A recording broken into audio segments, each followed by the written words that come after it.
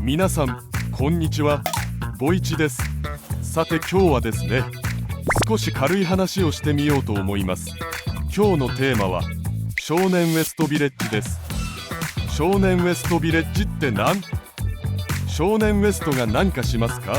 いいえ、違います。少年ウエストビレッジは急いでつけた名前です。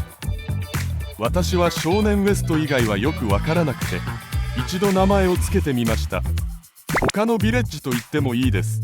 とにかく私は少年ウエストが好きで、少年ウエストが大変なことをしてくれることを望んでいるので、少年ウエストビレッジと名付けました。これは全部私の頭から出たアイデアです。少年ウエストとは全く関係がありません。少年ウエストビレッジの話をする前に、私がずっとお話している日本漫画センターは埼玉行田市に建てなければならないという話なんですけれども、ずっと数えきれないほど言ってますが、行田市はただの象徴です。私がそれほど行田市に詳しいわけでもありません。ほんの一瞬だけ生きてみたのが全てです。東京23区じゃない関東平野とか、人の少ないところ、広い土地を早く確保できる場所があれば、そしてセンターが建てられるとその地域が喜ぶところ、そんなところならどこでも実は私はいいと思います。でも関東平野にするべきだと思います。関東平野だと思う理由は、実は漫画センターのためじゃなくて、隣に建てられる総合撮影所のせいです。総合撮影所についての話はいつかさせていただきます。とにかくそういう話をして、私と私のディレクターさんとただ面白半分で行田市を歩き回りながら見てみたし、 Google マップでもあちこち見てみました。そうするうちに、ここの土地が本当にいいねと言えるところを見つけました。もう一度言いますが、今回の映像は本当に軽く面白半分でお話しするものです。決して真剣な話ではありません。私は行田市とは本当に何の関係もありません。ずっと強調しながら、たまたま行田市にセンターを建てるに値するところがあって、そこをお見せしようかと思います。ここが東京湾ですよね。そしてここが東京23区です。そしてここが埼玉です。行田市はどこにあるかというと、こうやって北に行くと、皆さん、ここが行田市です。行田市をこうやって見てたんですが、ここにすごい平野があるね、ここになんかいい土地があるねと思いました。それでよく見ると、もちろん当然全てが誰かの大切な土地です。うまく交渉をして良い価格で仕入れをしなければならないでしょう。しかし見てください。とても人が少なく暮らしています。ここからここまで 2km くらいになります。ここからここまでは 5km くらいです。計算してみるとだいたい12平方キロメートルくらいの土地のようです。この土地は概算で1000ヘクタールほどの土地です。かなり広い土地ですよね。つまりドジャーズ球場ほどのセンターを、ここに一つ、ここにも一つ、総合撮影所ももっと大きくなければなりません。総合撮影所はここに一つ。この程度の土地で十分に入れることができるような気もするし、こちらに川もあっていいと思います。 JR 電車があるからアクセスもいいと思います。この下の方も悪くないと思います。間に家がありますが大丈夫だと思います。ここを見ると、こういう土地はこの家々の交渉と、ここに住んでいる方々がどこに行くのか、人々が居住していればはるかに複雑で長い時間の間にしなければならない問題になるのです。費用も当然その分もっとかかるでしょう。ここの土地もなかなかいいと思います。でも東京と近くなるほど同じ広さに比べて値段が高くなるかもしれません。こんなに良い土地がありますが、私が発見したこの土地は形もいいし、住んでいらっしゃる家があんまりないのもいいと思って、私がこの話を面白半分で話してあげました。とにかく私たちは行田市がいいと思う。これが私たちの主張です。今回の映像のもう一つのテーマである少年ウエストビレッジとは何か、少年ウエストあるいはブラジルの漫画ビジネスをするところ、または世界各国のビジネスをする場所についての話です。私が前にこういう話をしたんです。これらの会社が投資を受けると、投資を受けたお金の一部を使って日本にオフィスを構えてみるととても役に立つと思う。初期投資金が1000万ドル以下なら埼玉にジャパンビレッジを作れという話をしました。日本の出版社や何かのビジネスをするための事務室があったらいいですね。事務室を構えたら日本の会社とどんなビジネスをするのにいいです。そして作家たちを訓練するにもいいでしょう。そしてその国の漫画家や漫画家志望生の中で日本の漫画界から進出して活動したいと思っている人たちを支援するのにもいいでしょう。いろんな面で活用するのにとてもいいというのが私の考えです。それで投資を受けると一部をそのようなさまざまな用途に使うための日本の事務所を作って使うと良さそうだと私が主張したんですが、そのためにもし東京に事務所を作るには高すぎます。東京は高すぎます。ここが東京の渋谷です。さてここに例を挙げて渋谷を見てみましょう。渋谷のようなところに100平方メートルほどの事務室を求めるなら月々の家賃だけで100万円以上出ます。100平方メートルの事務室1つに1ヶ月の家賃だけで100万円以上出るようになって、家賃を除いた1年分の家賃を前払いしなければなりません。家賃を約120から130万円と仮定した場合、入居するとき家賃とは別に1500万円ほど支払わなければならないし、そうすると初期費用だけで1500万円と1年分の家賃を1500万円を費やす必要があります。およそ3000万円がかかります。まず100平方メートルの事務室は確保しました。しかしここで働く職員たちはどこで暮らさなければなりませんか。渋谷にマンションを買うならとてもいいですが、渋谷のマンションはものすごく高いです。1平方メートルあたり500万円を超えます。10平方メートルの5000万円、20平方メートルなら約1億円を使わなければなりません。1億円を使って20平方メートルのマンションを買ったら、そこに家族が住むことができるでしょうか。それでは漫画家を連れてきてベンチトレーニングの場所として使ったらどうでしょうか。漫画家を5人くらい来ると聞いた時、5人の宿はどうすればいいですか。それまで解決するといった時はものすごくお金がかかります。それで私の考えはこうです。埼玉に初年度に1億5000万円を費やす。1億5000万円くらいなら約100万ドルくらいです。それではまた埼玉に行ってみましょう。もう一度強調しますが、面白半分でやってみています。少し軽く見てくださればと思います。埼玉には面白いものがたくさんあります。ここの田がこうやって同じサイズに分かれています。こんなところがたくさんあります。同じサイズに分かれています。私がちょっと調べてみたら、ここに1ブロックずつ土地を買ってその土地ほど家を建てる傾向があるんですよ。例えばこうして田があります。この田にこんな風に分けます。そうやって分けてから家を一つずつ建てます。道もこうやって出します。こうして田を買い取って家を建てることが多いです。その後建設会社や不動産でこの家を分譲します。それで私の意見はこれです。ここの4棟の家全体を買ったらどう？投資を受けたお金で事務所を建てるのにこれ全体を買うんです。1軒の家は普通300平方メートルから400平方メートルです。4体全部合わせると1000から1500平方メートルくらいです。少し大きいと2000平方メートルくらいになります。外側は事務室へ、2番目の家は事務室の代表とご家族が一緒に住む家、そしてこの家は作家たちが生活できる寮。こうやって作っておいて、皆さんの国でこちらに業務をしにいらっしゃる時、宿泊したりご飯も一緒に食べたり楽しい時間も過ごせますよね。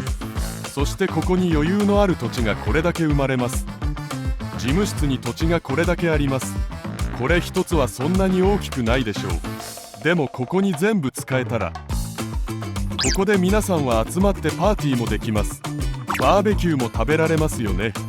一つ買うと小さすぎます。事務室の代表の家族が過ごす空間がないといけません。その次に作家たちを過ごす寮としても使わないといけません。そういうさまざまな用途で使うにはこれ一つは小さいです。数人がここで仕事もしてみんなで一緒に過ごしたら、残りの3体に居住する日本人が喜ぶことは難しいです。ここで働くとドカンドカンと賑やかな上に約10人くらい生活してると思うと、この隣に住んでいる方々が幸せでない可能性があります。それは私たち皆が望んでいることではありません。しかし全体を1ブロック買ってしまうと全てが解決する。パーティーをしてもいいです。仕事をしても大丈夫です。そして車を 1,2 台くらい買っておくと考えてみてください。私のおすすめは軽自動車1つ、その次にミニバン1つです。なのでここにいる方々が一緒に、あるいは皆さんの国からお客さんが来た時、みんなで一緒に遊びに行く時、業務をしに行く時、その時はミニバンを利用してみんなで一緒に乗って移動。そして各作家たちが取材に行ったり、東京の方の仕事を見に行く時に、東京の方の仕事をするために実はここを求めるのが核心目標じゃないですか。そういう時はここの軽自動車に乗っていくんです。こうやって車が2台あると、日本の事務所で働いている方々と天地訓練を受けに来られた作家の方々にとても役に立つと思います。車があるかないかの違いは明らかです。長所がとても多いです。それで適当である程度合理的な価格で、こんなに新築住宅1つが約2500万円で購入可能です。良い位置にある程度広い土地にある新築で手に入れるなら2500万円でも十分購入可能です。そうやって4軒を買うなら約1億円の費用が発生します。1億円で購入し、ここ全体をオフィスとして使用できます。ここを全体を事務室として使います。家が4軒あるからビレッジになるんです。例えばですが、私が知っているところ、少年ウエストが投資を受けて埼玉にこうなったところを買い取ってオフィス、寮などの用途で使用できます。ここに看板を一つつけないと、少年ウエスト日本ビレッジ、それとも少年ウエストジャパンビレッジ、これほど広い新築住宅4軒をとても多様で有用に使用できます。渋谷でマンションを買うと20平方メートルのものを1つ買うお金です。ここは1000から1500平方メートルです。もっと大きくなったら2000平方メートルなんだけど、20平方メートルならこれくらいです。渋谷でこれくらいのところで何をしますか？机を2つ置いて2人で座っていれば終わりです。埼玉でこのようにしたら立派な漫画家たちの寮の建物になるでしょう。1つの家で部屋が3つか4つずつあります。1軒あたり最低10人以上可能です。編集長は家族と一緒に楽に過ごせて、1人で元気に過ごせます。1人でいらっしゃったらここが立派な事務所になるでしょう。ここでご飯も一緒に食べられますよね。ここ少年ウエストビレッジにここでシュラスコを作って食べられるところがあったらどうですか？いかがですか？周りの日本の住民に迷惑をかけず、ここでもシュラスコも食べて、車2台で取材もして東京の用事もしに行って楽しい時間も過ごせますよね。自分の国から来るお客さんもここで迎え、車もあるので長距離で用を足しに行くこともできます。ここでシュラスコを作ったら私も呼んでください。少年ウエストビレッジ、あるいは皆さんのビレッジをこうやって作ったら、私がそんなに遠くないところにいるから私どもがお伺いします。私たちが訪問したら一緒にシュラスコも食べて、あるいは皆さんの国の他の料理、美味しいものを作ってくだされば一緒に食べて、その次に私が漫画に対する教育もしてあげて。教育は仕事だから有料です。教育は有料だけどそんなに高くないようにいたします。私のアドバイスや教育を受けに作家さんたちが来たらどうでしょうか。楽しくて意味もあってうまくできるんじゃないですか。それで初期1億円程度でビレッジを作ることができて、5人から10人の作家さんたちがここで1年ほど過ごす費用は、ここの運営費と編集長もいらっしゃらないといけないし、作家さんたちが5人から10人ですから編集者さんも必要ですよね。そしてこれを運営と通訳業務をする。通訳業務をしている方が1人必ずいらっしゃることをお勧めします。だから編集者、編集長、通訳業務をしてくださる常駐職員が3人ですね。3人の月給、そして私が時々その教育をする時に発生する費用、それを全部合わせて5000万円なら十分でしょう。なぜなら家賃が出ないじゃないですか。そうすれば5000万円、その程度の費用が5000万円程度の費用、つまり30数万ドル程度の費用でこれを続けることができます。初期に100万ドル、約1億5000万円で、その次からは約35万ドルの費用でこれら全てを持続的に行うことができます。東京で可能でしょうか。絶対ダメです。どれくらいいいですか。さらに遠くないところに漫画センターが実際に建設されたらどうでしょうか。そうなるとすごくいいですよね。これが私のアイデアです。それで私が見ておいたところがあります。埼玉の幸手市というところです。幸手市がどの辺なのか一応お見せします。行田市はここにあります。行田市から幸手市まで車でだいたい40分から50分ぐらいかかります。幸手市から東京までは渋滞しなければ1時間ぐらいかかります。渋滞したら2時間以上考えなければなりません。そのくらいの距離です。それでは私が幸手市を例を挙げてお見せします。見てみるとですね、似たような形の家がこうやって一つのブロックがあるのが見えますよね。これは今私がお話したそういう家です。こんな田一つを不動産会社や建築会社が買い取り、家を4軒建てて分譲をします。ここも田んぼ一つを買って4軒を分譲したでしょう。なので私のおすすめはこうやって1ブロックを丸ごと買うんです。このように2軒も可能でしょう。少なくとも2軒がいいと思います。こういう場合はここの右側がまだ建てられていないんですけど、隣の土地で2軒を追加で建てて4軒にするといいでしょう。そしたらこれだけの土地で皆さんがやりたいことができます。近所の家もある程度離れています。ここが少年ウェストビレッジだと想像してみてください。隣の家といい関係を結びながら仲良くしてください。近所の家が誇らしく思えるし、楽しくなれるし、皆さんを応援できるようにですね。大きな問題なくうまく過ごせそうじゃないですか。他のものもお見せします。ここは位置がもっといいと思います。ここはこちらに道が見えます。この道は各家々の土地を長い間分けておいた道です。つまり1軒の家を買うと皆さんがお金を出した土地ですが、ここは居住者の公共の場所、共用で使用する場所ですね。1軒だけある時に使える土地はこれくらいしかありません。しかしこの全体4軒を買うことになったら、この道全体が皆さんの土地になります。こんなところの4軒を一度に購入すると長所がこんなに多いです。実は幸手市で家4軒を1億円で買うのは簡単ではありませんが、建設時にうまく交渉できれば1億円も不可能ではありません。一度に4軒を買うといい値段になるかもしれません。ここの4軒の家の場合は隣との距離もある程度あります。この前に少年ウェストビレッジという看板を設置して、車を2台置いておいて、こうやってバーベキュー場を作っておいて皆さん楽しく過ごせそうじゃないですか。これが私の提案です。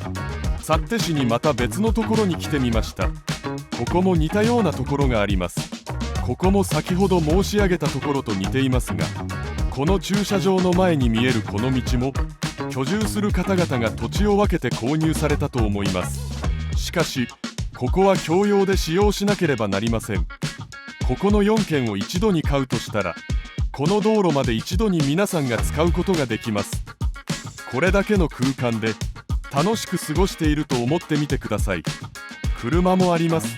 渋谷で車2台を使うにはまず駐車場を得ることもほとんど不可能に近いけど、1台あたりの月額料金が5万円から10万円程度になります。